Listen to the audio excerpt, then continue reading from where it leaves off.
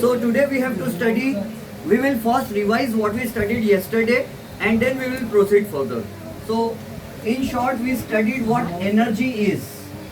कल हमने पढ़ा कि एनर्जी क्या होती है. What is energy? The capacity of a body to perform work is called energy. What is energy? The capacity of a body to do. हाँ, perform लिखो या डू लिखो? डू इजी वाले. हाँ, the capacity of a body to do work is called energy. And what is the SI unit of energy? हाँ, SI unit of energy is joule. फिर उसके बाद हमने एक एनर्जी के टाइप को पढ़े थे, kinetic energy. Now what is kinetic energy? The energy present in a moving object.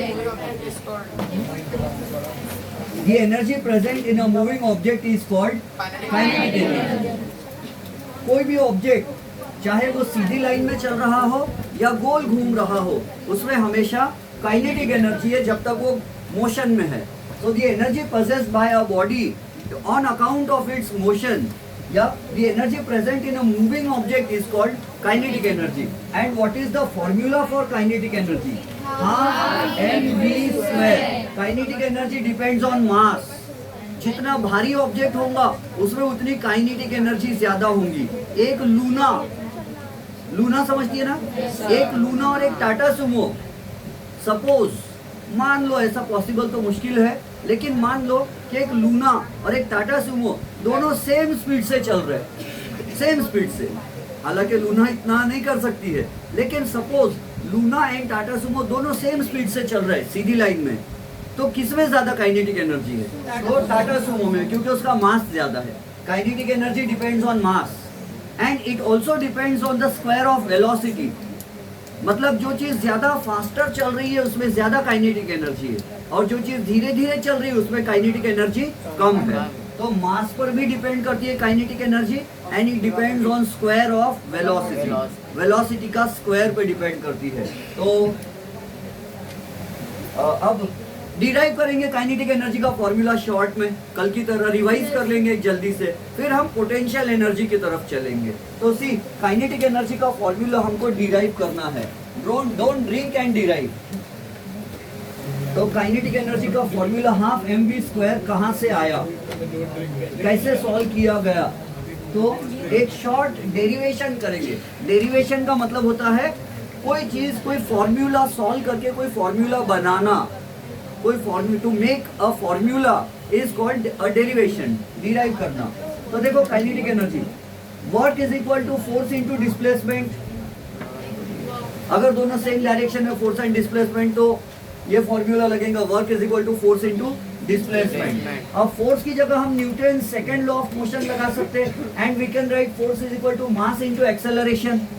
और एस यानी डिस्प्लेसमेंट यहाँ लिख देता हूँ मैं सिंस. मैथ्स में ऐसे ही रहता है ना, 3 डॉट सिंस. देयरफॉर का उल्टा सिंस बोलते हैं इसको. सिंस यानी बिकॉज. बिकॉज क्या? Force is equal to mass into acceleration होता है. ऐसा कौन बोला था? तो Newton second law of motion बोला था. देन मास तो मास है, एक्सेलरेशन तो एक्सेलरेशन है, बट एस की जगह हम क्या रखेंगे? तो ध्यान से समझो, कल की बात याद करो. एक फुटबॉल था. The football was initially at rest. Initially, the initial velocity of the football was 0 meters per second, and then all of a sudden, a dangerous man came there, and that dangerous man was called Ansar sir, and he kicked the football, and the football started moving fast with a final velocity of suppose 10 meters per second. So can we say that the ball has acquired acceleration? Yes. The velocity has increased, therefore the ball has positive acceleration in it. What is positive acceleration? When the velocity of an object increases with time, goes on increasing with time, the body has positive acceleration. बात समझ में आती है? So how much was the initial velocity? 0. So how far will the ball go? अगर आपको पता करना है कि अंसार सर के लात मारने से बॉल कितने दूर जाएगा, तो you will apply this formula, displacement is equal to UT plus half AT square. अगर किसी ने बोला बताओ 2 सेकंड में बॉल कहाँ जाके गिरेगा, टाइम 2 सेकंड में कहाँ बॉल जाएगा, तो आप कैसे बता सकते फिर? s is equal to initial velocity 0 into time plus half A T square. I am not putting the values because here we are not solving any numerical question, we are concerned only with the formula. So s is equal to, it will be half a into t square. समझता है सगळ्या ना समजते? s बरोबर half गुणेला a गुणेला t चा वर्ग, square को वर्ग बोलते और उर्दू मीडियम में मुरब्बा बोलते हैं। हाँ, स्क्वायर को शायद स्क्वायर या स्क्वायर रूट को मुरब्बा बोलते हैं, आम का मुरब्बा। तो s is equal to half AT square. Mine was an English medium school, Pulgaon में हमने सेंट जॉन स्कूल में पढ़ाई किया, बट हिंदी के सुन के थोड़ा मालूम हो गया। तो सिर्फ डिस्प्लेसमेंट की जगह मैं क्या लिख रहा हूँ, half A into T square. So I am writing s की जगह half a into T square. ठीक है, यस तो बोलो। यस बोलने से मुझे हिम्मत मिलती है। m a इंटू, ये हाफ तो हाफ है, m into half into a into a square and this is t square. तो हम लिखेंगे m, या ऐसा लिख देंगे, हाफ को सामने ला लेते, हाफ m a और t दोनों को एक साथ लिख देंगे और दोनों का स्क्वायर कर दिए, है ना। a का भी स्क्वायर t का भी स्क्वायर, होल स्क्वायर हो गया। अब ये 80 स्क्वायर की जगह देखो क्या होता है, तो हमने कौन सा इक्वेशन यूज किए थे, ये सेकंड वाला। अब हम इसी जगह पर फर्स्ट इक्वेशन यूज करेंगे, Newton's first kinematical equation which says v is equal to u plus at। याद है सभी को? Very good. v is equal to u is 0, initial velocity of the ball was 0 plus a into t। तो v is equal to क्या हुआ, a into t। अगर squaring both sides कर दिए तो, या 80 की जगह हम क्या रख सकते हैं वहां, v, और उसका स्क्वायर हो जाएगा फिर। इट इज हाफ m, और 80 यानी v होता है और उसका स्क्वायर, तो half mv square. This is the formula for the kinetic energy of a body of mass m moving with velocity v। Kinetic energy is half mv square. अब due reason पूछा जाता है कि kinetic energy can never be negative, kinetic energy की value कभी minus में नहीं हो सकती। तो क्यों नहीं हो सकती? हाफ हमेशा पॉजिटिव रहता है, किसी का मास कभी माइनस में नहीं रहता। मैंने कल पूछा था आपसे, कोई देखे -2 किलो का बच्चा, -3 किलो का बच्चा? नहीं, मास कभी माइनस में नहीं रह सकता। उसके बाद वेलोसिटी क्या है, उसका स्क्वायर है, और किसी भी नंबर का स्क्वायर करे तो हमेशा प्लस आता है ना। किसी भी नंबर का प्लस स्क्वायर करे तो प्लस आता है। -2 का स्क्वायर क्या रहता, 4 रहता, +4 रहता। इसीलिए काइनेटिक एनर्जी में हाफ प्लस है, m प्लस है, v स्क्वायर प्लस है, everything is positive, therefore kinetic energy is always positive. याद रहेगा? पक्का? हाँ, very good. After that we will now proceed to study potential energy. कौन सी एनर्जी पढ़ने जा रहे हैं हम? Potential energy. The next type of energy is potential energy. ध्यान से समझना, पोटेंशियल एनर्जी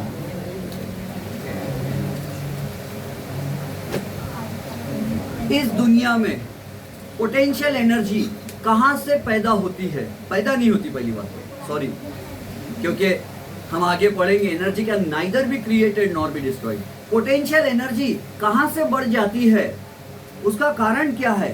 तो ध्यान से समझना, अगर हम दो अट्रैक्ट होने वाली चीजों को एक दूसरे से दूर करते हैं तो उनमें पोटेंशियल एनर्जी आ जाती है। दो अट्रैक्ट होने वाली चीजों को एक दूसरे से दूर कर दिए, थोड़ा दूर, तो उनमें पोटेंशियल एनर्जी आ जाती है। पोटेंशियल का मतलब इंग्लिश में होता है पावर।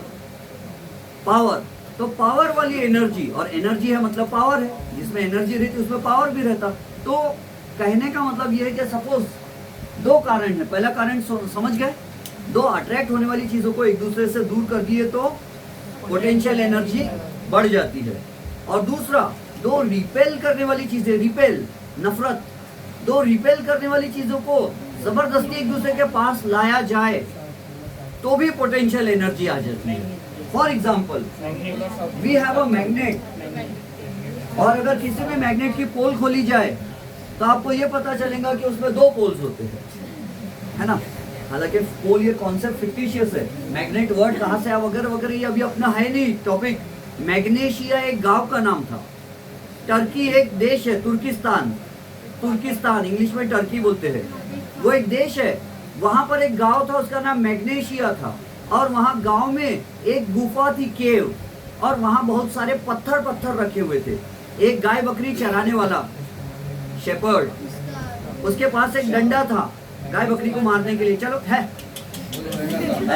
गाय वगैरह वगैरह, तो गाय को आगे बढ़ाने के लिए। फिर क्या होता था, तो उसकी जो लकड़ी थी उसके सामने में लोहा लगा हुआ था, आयरन, और उसमें खीला लगा हुआ था। ये गाय भैंस वाले जो है ना, गाय भैंस जल्दी चलती नहीं तो उसको खीला चुभाते हैं, उससे और भागती गाय भैंस जल्दी जल्दी। तो वो खीला लगा हुआ था लोहे का, और वो ऐसा अपने सिर पे रख के ले जा रहा था। तो खीला है ना ऊपर केव में, गुफा में ऊपर ही चिपक गया, और वो भूत भूत भूत बोल के भाग गया। उसको डर गया कि मेरे हाथ की लकड़ी किसने ऊपर खींच लिया। एक्चुअली जो गुफा बनी थी उसके ऊपर में पत्थर थे, और वो पत्थर नेचुरल मैग्नेट्स थे, प्योर पत्थर की तरह मैग्नेट्स। उसने उसको खींच लिया था। फिर उस जमाने के लोग चप्पल बनाते थे लकड़ी की चप्पल, और लकड़ी की चप्पल में खीला ठोकते थे।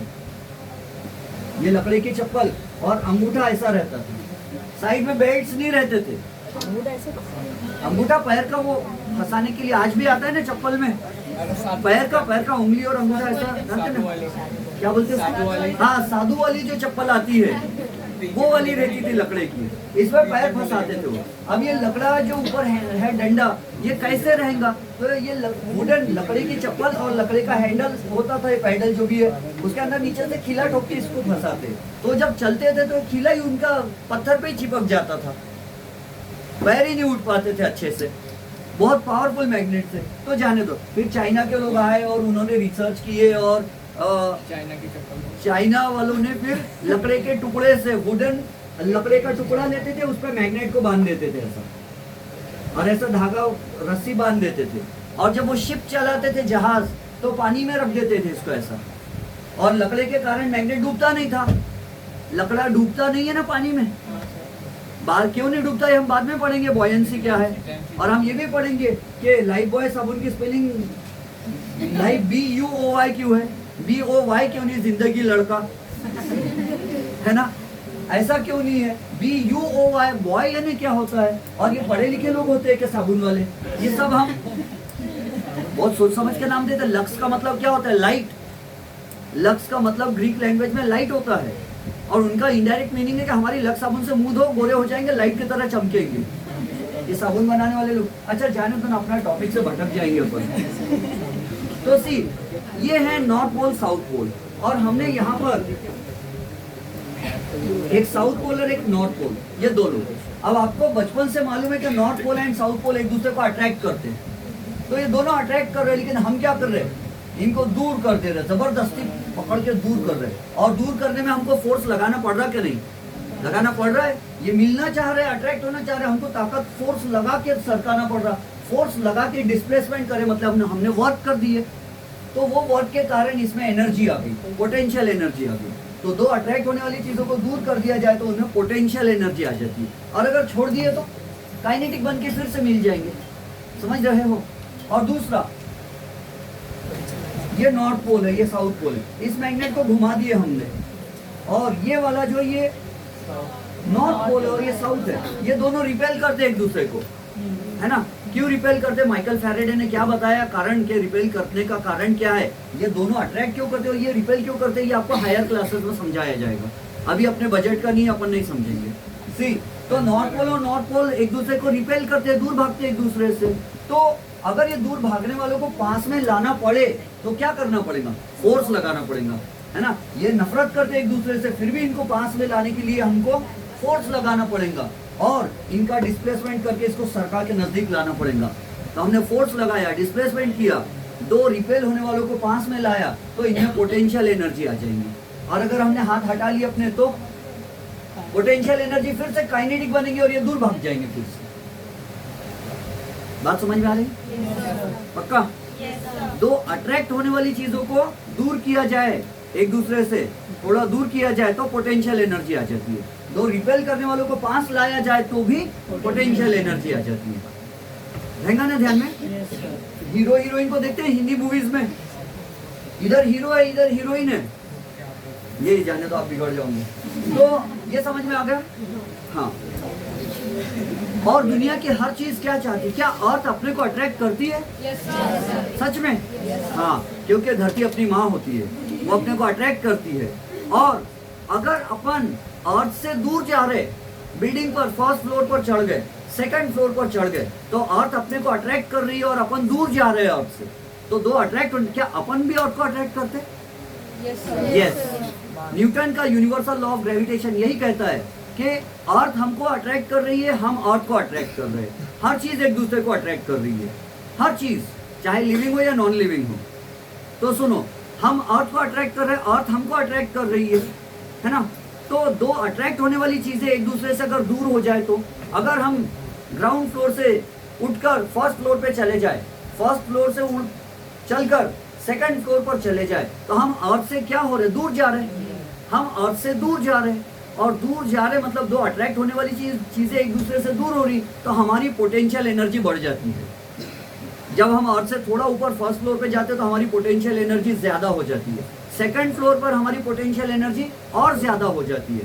थर्ड फ्लोर पर चले गए तो हमारी पोटेंशियल एनर्जी और ज्यादा हो जाती है, और डर लगने लगता है ना? बिल्डिंग पर खड़े हो जाते लोग, इधर उधर देखते तो बोले एनर्जी इतनी समा रही नहीं है, बॉडी में घबराहट पैदा हो रही है। और दुनिया ये चाहती है, हर दुनिया की हर ये चीज चाहती है, फिजिक्स वालों ने ये पता किया कि दुनिया की हर चीज चाहती है कि उसमें मिनिमम पोटेंशियल एनर्जी हो, सबसे कम पोटेंशियल एनर्जी हो। ये दोनों अट्रैक्ट होने वाले दूर ले गए तो इनकी पोटेंशियल एनर्जी क्या हो गई? बढ़ गई। और इनको छोड़ दिए तो क्या करते? पास आ जाते, काइनेटिक एनर्जी बन जाती और पास आ जाते। और जब पास आ जाते तो फिर क्या हुआ? पोटेंशियल एनर्जी मिनिमम हो गई, है ना? और ये दोनों एक दूसरे को रिपेल कर रहे हैं, और रिपेल करने वालों को पास में लाए तो कौन सी एनर्जी बढ़ जाती है? पोटेंशियल। और इनको छोड़ दिए तो भाग जाते फिर से, और बोलते हमारी पोटेंशियल एनर्जी मत बढ़ाओ। अपन लोग को बिल्डिंग के ऊपर ऊपर चढ़ाए तो अपनी पोटेंशियल एनर्जी क्या होती है? बढ़ती है ना? लेकिन अपनी बॉडी क्या चाहती है कि पोटेंशियल एनर्जी मिनिमम हो जाए, कम हो जाए। किसी इंसान को बिल्डिंग के ऊपर से ऐसा पकड़ के रखो और थोड़ा छोड़ दो उसको, वो देखो कहाँ जाके गिरेंगे, नीचे जाएगा। क्यों नीचे जा रहा? ऊपर क्यों नहीं जा रहा? क्योंकि अब अगर वो ऊपर जाएगा तो पोटेंशियल एनर्जी बढ़ेगी, इसलिए वो क्या करता? नीचे जाता ताकि पोटेंशियल एनर्जी कम हो जाए, है ना? जो इंसान खड़ा है वो ज्यादा कंफर्टेबली खड़ा रहता, या बैठने वाला अगर ज्यादा देर नहीं हुई है तो खड़ा रहने वाला ज्यादा कंफर्टेबल फील करता है, या बैठने वाला? बैठने वाला, क्योंकि बैठा हुआ इंसान अर्थ से नजदीक आ जाता, और नजदीक आने से पोटेंशियल एनर्जी, अर्थ के पास जाने से पोटेंशियल एनर्जी बढ़ती है या कम होती है? कम होती है। अट्रैक्ट होने वाली चीजें पास आ रही ना, कम हो जाती। तो जब खड़े रहते रहते हम बैठ जाते तो हमारी पोटेंशियल एनर्जी कम हो जाती है, तो हमको सुकून और शांति लगती है। फिर उसके बाद अगर बैठा हुआ इंसान है एक और एक लेटा हुआ इंसान है ग्राउंड पे, तो किसको ज्यादा सुकून लगता है? लेटे वाले को, क्योंकि लेटा वाला अर्थ के और नजदीक आ गया, तो उसकी पोटेंशियल एनर्जी क्या होगी? और कम हो गई, तो उसको खुशी महसूस होती है अंदर से। चलो ठीक है। तो पोटेंशियल एनर्जी, दुनिया की हर चीज क्या चाहती है? पोटेंशियल एनर्जी कम करना चाहती है। अब ध्यान से समझो, पोटेंशियल एनर्जी बहुत सारी टाइप्स की होती है। ये दो north and south pole attract कर रहे हैं, हमने दूर ले गए, तो इनमें कौन सी पोटेंशियल एनर्जी आ गई? Magnetic potential energy. North pole तो दोनों जबरदस्ती पास में लाए, तो मैग्नेटिक पोटेंशियल एनर्जी आ गई। आपको मालूम है पॉजिटिव और पॉजिटिव चार्जेस अट्रैक्ट करते हैं एक दूसरे को, ये रिपेल करते हैं इन जनरल। तो जब पॉजिटिव और पॉजिटिव चार्जेस को पास में लाओ तो रिपेल करते हो, दो रिपेल करने वाली चीजों को पास में लाए तो कौन सी एनर्जी बढ़ जाती है? पोटेंशियल एनर्जी बढ़ जाती है। मीनिंग समझ रहे हो? और उनको क्या करना चाहते फिर? चार्जेस दूर भागना चाहते, काइनेटिक बना के दूर भागना चाहते, पोटेंशियल एनर्जी कम करना चाहते, उसको बोलते हैं इलेक्ट्रिकल पोटेंशियल एनर्जी। अगर चार्जेस के बीच में आए तो इलेक्ट्रिकल पोटेंशियल एनर्जी, मैग्नेट्स के बीच में आए तो मैग्नेटिक पोटेंशियल एनर्जी। और अगर एक रबर बैंड है, अगर रबर है, रबर बैंड ऐसा, रबर बैंड में पार्टिकल से बना होता है रबर बैंड, यस, एटम्स से बना होता है ना, और ये एटम्स एक दूसरे को अट्रैक्ट कर रहे हैं। लेकिन अगर रबर बैंड को ऐसा खींच डाले तो हमने इतना लंबा कर दिया तो खींच के, वैसे ये कम हो जाएंगे, है ना। किसी चीज को खींचे तो उसका लेंथ बढ़ता है तो उसका ब्रेथ कम हो जाएगा, ये पतला बारीक हो जाएगा इधर से। ऐसा एक साइंटिस्ट ने बोला, वो साइंटिस्ट का नाम था थॉमस हुक। उसकी हुक की दुकान नहीं थी, उसका सरनेम हुक था। उसने बोला जब किसी चीज को आप ऐसा खींचते बोले तो ये पतला हो जाता है, ये लंबा। तो आप ध्यान से समझो, इसको खींच लिया हमने तो पार्टिकल्स क्या हो गए, दूर दूर सरक गए एक दूसरे से। और ये पार्टिकल्स एक दूसरे को क्या कर रहे थे, पहले अट्रैक्ट कर रहे थे, लेकिन हमने खींच के उनको क्या कर दिया, दूर। तो अब ये पार्टिकल्स में क्या आ गई, पोटेंशियल एनर्जी आ गई। तो इस पोटेंशियल एनर्जी को बोलते हैं elastic potential energy. What is it called, elastic potential energy. लेकिन अपने सिलेबस में कौन सी पोटेंशियल एनर्जी दी है, तो ओनली एक ही पोटेंशियल एनर्जी दी है, और उस पोटेंशियल एनर्जी का नाम है ग्रेविटेशनल पोटेंशियल एनर्जी। कौन सी वाली, ग्रेविटेशनल पोटेंशियल एनर्जी। और ये कब आती है, जब अर्थ किसी चीज को अट्रैक्ट कर रही है और वो चीज अर्थ से दूर जा रही तो उसमें पोटेंशियल एनर्जी आती है। अब ध्यान से समझो, पोटेंशियल एनर्जी का फॉर्मूला ये है। कॉल आ रहा है, कॉल नहीं रिसीव करेंगे। तो see, this is our mother earth, ये हमारी धरती माता है, और ये हमारी मर्जी है कि हम पोटेंशियल एनर्जी गिनना कहाँ से स्टार्ट करते हैं। तो मान लो हम एक काम करते हैं, हम ये अर्थ का सेंटर है, आपको मालूम है अर्थ ऐसी ओवल शेप की है, अंडे की तरह, ऑब्लिक, स्फीयरॉइड ऐसी शेप की है ना। तो अर्थ ऐसी है और ये अर्थ का सेंटर है, अर्थ का सेंटर है। तो अर्थ के सेंटर में हम ऐसा मान लेते हैं कि पोटेंशियल एनर्जी जीरो है। अर्थ के सेंटर में पोटेंशियल एनर्जी कितनी है, जीरो है। और अगर कोई पर्सन, मान लो एक लाश या कोई चीज हमने अर्थ के सेंटर से यहाँ लेके आ गए,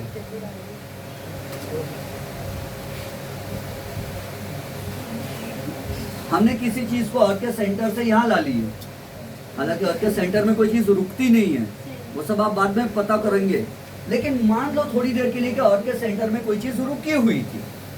अर्थ के सेंटर में पता है ग्रेविटी कितनी है, जीरो। अर्थ हर चीज को अपने तरफ खींचती है, लेकिन अर्थ के सेंटर में ग्रेविटी जीरो है। तो सी, एक लाश अर्थ के सेंटर में मान लो रुकी हुई थी, हमने उस लाश को गड्ढा खोदे अर्थ के अंदर, और वो लाश को ऐसा उठा के कंधे पे उठा के लाए यहाँ पर। तो हमने उसको लाने में वर्क किए कि नहीं किए, करे। हमने फोर्स लगाए, लाश को उठाए और डिस्प्लेसमेंट हो गया। तो लाश को उठाने में, और यहाँ से यहाँ तक डिस्प्लेसमेंट एस है, समझता है, यहाँ से यहाँ तक डिस्प्लेसमेंट का मीनिंग सबको मालूम है, चैप्टर 1 पढ़े लिखे होगा। हाँ, तो यहाँ से यहाँ तक लाए तो डिस्प्लेसमेंट हो गया। अब डिस्प्लेसमेंट एस है, क्या मैं इसी डिस्प्लेसमेंट को हाइट बोल सकता, जितनी हाइट से आदमी को ऊपर उठाए लाश को? यस। तो वर्क का फॉर्मूला क्या, work is equal to force into displacement, है ना, फोर्स इंटू डिस्प्लेसमेंट। और फोर्स की जगह में क्या लिख सकता, मास इंटू एक्सेलरेशन, और एस की जगह एच, और इस मास की जगह तो मैं मास लिखूंगा, लेकिन एक्सेलरेशन की जगह मैं एक्सेलरेशन ड्यू टू ग्रेविटी लिखूंगा। अब ये क्या आ गया, एक्सेलरेशन समझते हैं आपको सबको? When the velocity of an object changes with time, the rate of change of velocity is called acceleration. Change in velocity per unit time is called acceleration. अगर ये पेन को मैं ऊपर से छोड़ दूं, तो जैसे जैसे ये नीचे जाएगा pen, what will happen to its velocity? It will go on increasing as it falls down. जैसे जैसे ये नीचे नीचे जाएगा तो इसकी वेलोसिटी क्या होंगी, बढ़ती जाएंगी।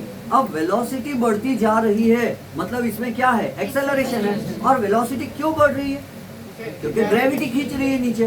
तो वेलोसिटी बढ़ इसलिए रही क्योंकि ग्रेविटी खींच रही है, और वेलोसिटी बढ़ रही मतलब एक्सेलरेशन है। तो एक्सेलरेशन किसके कारण आ रहा है, ग्रेविटी के कारण आ रहा है। तो इसीलिए हम सादा एक्सेलरेशन, ये a is acceleration due to answer sir, and g is called acceleration due to gravity. समझ गए? तो अर्थ अगर इसको नीचे खींच रही है, ये आदमी यहाँ आया, लेकिन अर्थ क्या बोल रही है उसको, हाँ इधर नीचे आ बोलती, बुला रही है अर्थ उसको। तो हम क्या कहेंगे, एक्सेलरेशन ड्यू टू ग्रेविटी। और ये आदमी हाइट पे चढ़ गया, तो और हमने वर्क जो करे इसको उठाने में, हमारा किया हुआ वर्क, हमारी की हुई मेहनत के कारण उसमें एनर्जी आ गई। मेहनत करने से एनर्जी आती है, और एनर्जी रहने से मेहनत कर सकते हैं। क्योंकि दोनों का एनर्जी और वर्क का ऐसा यूनिट क्या है, जूल। सीजीएस क्या है, अर्थ। तो वर्क की जगह हम लिखेंगे पोटेंशियल एनर्जी। तो पोटेंशियल एनर्जी का फॉर्मूला हो गया mgh।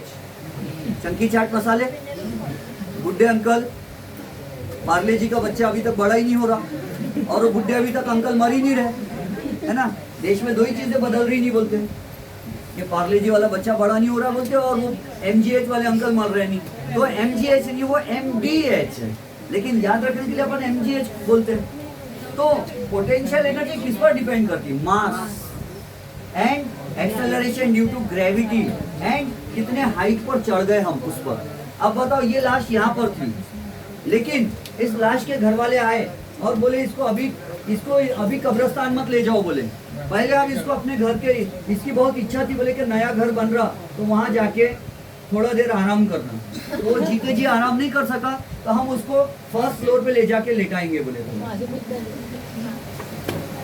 तो ये जो लाश है इसकी पोटेंशियल एनर्जी बढ़ेगी कि नहीं बढ़ेगी, ऊपर जाने से बढ़ेगी, पोटेंशियल एनर्जी बढ़ गई इसकी। और फिर कुछ लोग बोले ये बेटा का घर था, फिर बेटी बोली भैया तुम्हारे घर में पापा रह गए, मेरे भी घर में रहेंगे, मेरे भी घर में लाओ। तो पापा की लाश को बेटी के घर भी पहुंचाया गया, बेटी ऊपर ही रहती है, तो ससुराल उसको वहीं दे दिया, नजदीक में पड़ोसी के यहाँ ले जाओ बोले कचरा। मजाक कर रहा हूँ, गाड़ी वाला आया घर से कचरा निकाला। तो यहाँ से क्या हुआ, ये यहाँ चली गई लाश, ले गए लोगों ने। तो यहाँ से यहाँ गई तो अब पोटेंशियल एनर्जी क्या होगी, बढ़ गई। तो जितना ज्यादा ऊपर हाइट पर जाएंगे पोटेंशियल एनर्जी उतना बढ़ेंगे, है ना। अगर यहाँ पर कोई टेबल रखा है और यहाँ और एक बड़ा टेबल है और यहाँ पर एक बॉल है, देखो अतुल और एक कोई तो भी लड़का है टेक्स्ट बुक में, अजय। यहाँ अतुल खड़ा है क्या, अजय है, ओके, अच्छे से बताओ, अजय है ना, हाँ। और यहाँ कौन खड़ा है, अतुल। अतुल यानी उसकी तुलना किसी से नहीं कर सकते, इनकॉम्परेबल, यूनिक, सबसे अलग, अनोखा। और अजय यानी जिसको कोई हरा नहीं सकता शायद। हाँ, तो ये देखो, ये यहाँ अजय है और अतुल है, बताओ किसमें ज्यादा पोटेंशियल एनर्जी है, अतुल में ज्यादा पोटेंशियल एनर्जी, क्योंकि वो हाइट में अर्थ से ये ग्राउंड लेवल है समझो, तो ग्राउंड लेवल से वो ज्यादा हाइट पर है, तो अतुल में पोटेंशियल एनर्जी ज्यादा है। अच्छा, हम ये जो लाश है इसमें पोटेंशियल एनर्जी जीरो है कि नहीं है, तो अब ये हम पर डिपेंड करता है कि हम गिनना कहाँ से स्टार्ट करते। कुछ साइंटिस्ट लोग यहाँ से गिनते, बोलते पोटेंशियल एनर्जी यहाँ अर्थ के सेंटर में जीरो है और यहाँ लाश रखी है तो ये हाइट पर आ गई लाश, तो पोटेंशियल एनर्जी इसकी बढ़ गई बोलते। और कुछ साइंटिस्ट लोग कुछ लोग बोलते हैं कि हम यहाँ से गिनना चालू करेंगे अर्थ पे से, बोलते यहाँ पोटेंशियल एनर्जी जीरो है और अब ऊपर जाएंगे तो बढ़ेगी बोलते। तो ये हमारी मर्जी पर डिपेंड करता हम कहाँ से गिनती स्टार्ट करते हैं। मीनिंग समझ गए। कुछ लोग कहते हैं कि अर्थ के सरफेस पर अगर है तो उसमें पोटेंशियल एनर्जी ज्यादा है, और कुछ लोग बोलते नहीं अर्थ के ऊपर कोई चीज रखी है तो उसमें पोटेंशियल एनर्जी जीरो है बोलते। और दोनों भी सही है, क्यों, क्योंकि इन लोगों ने मान लिया है कि पोटेंशियल एनर्जी यहाँ जीरो है, और कुछ लोगों ने माना है कि हम यहाँ जीरो समझेंगे, ऊपर जाएंगे तो बढ़ाएंगे। वैसे सच में मुझे ऐसा लगता है पर्सनली कि ये ज्यादा सही है यहाँ पर। क्यों, ग्रेविटी जीरो है यहाँ पर और हाइट भी जीरो है, कोई हाइट चढ़ा ही नहीं, वहीं पे पड़ा है सेंटर में। और अगर मान लो कोई लाश रुकी है तो हम क्या बोलेंगे, लाश कितने हाइट पर चढ़ी, कुछ भी नहीं चढ़ी, जीरो है। और ग्रेविटी भी कितनी रहती है अर्थ के सेंटर में, जीरो। तो इसलिए यहाँ पोटेंशियल एनर्जी जीरो बोलना चाहिए। यहाँ तो ग्रेविटी की वैल्यू रहती है अच्छी खासी, कितनी रहती मैं नहीं बोलता क्योंकि आपका टेंशन थोड़ी बढ़ाना है मुझे। तो यहाँ से ऊपर गए तो मुझे लगता है यहाँ पोटेंशियल एनर्जी ज्यादा होती है। लेकिन कभी कभी अपन जब क्वेश्चंस पढ़ेंगे अपनी टेक्स्ट बुक में न्यूमेरिकल्स वगैरह, तो यहाँ पोटेंशियल एनर्जी जीरो है ऐसा लिख के आएंगे। बात समझ में आ रहा है?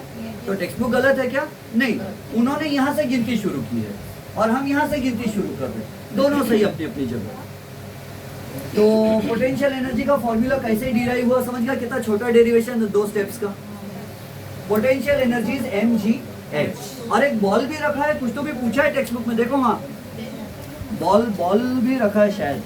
अच्छा, ये यहाँ एक टेबल रखा है अतुल के फ्लोर पे और टेबल के ऊपर बॉल रखा है।